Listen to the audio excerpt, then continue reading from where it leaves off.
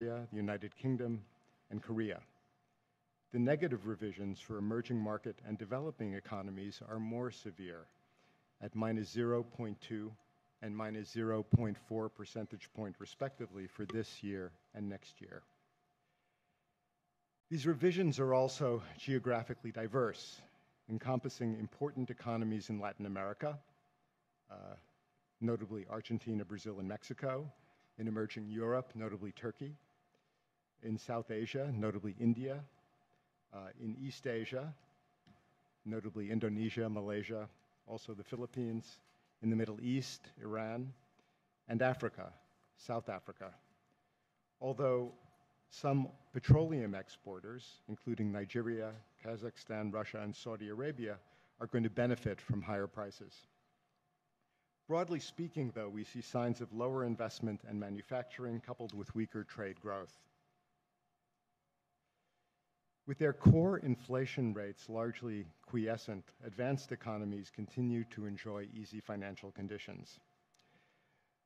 But this is not true in emerging and developing economies where financial conditions have tightened markedly over the past 6 months, as the new Global Financial Stability Report will explain in detail. You'll have that briefing tomorrow. The chart that accompanies the blog version of this shows that there has been a preponderance of interest rate increases. For emerging and developing economies, gradually tightening U.S. monetary policy, coupled with trade uncertainties, and for countries such as Argentina, Brazil, South Africa, and Turkey, distinctive factors have discouraged capital inflows, weakened currencies, depressed equity markets, and pressured interest rates and spreads. The high levels of corporate and sovereign debt built up over years of easy global financial conditions, which the latest fiscal monitor will document, constitute a potential fault line. And you'll hear more about that as well tomorrow.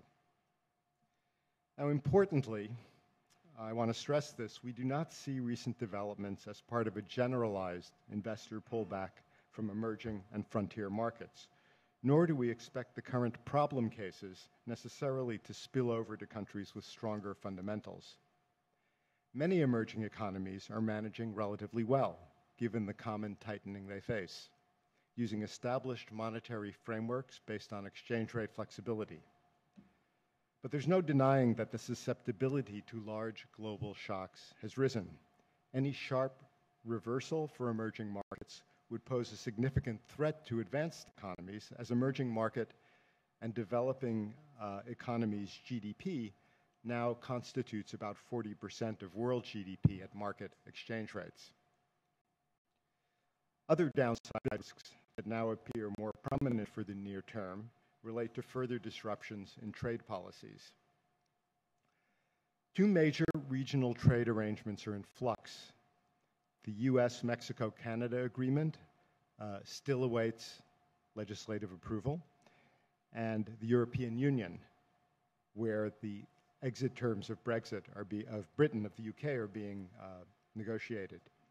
US tariffs on China and more broadly on auto and auto part imports may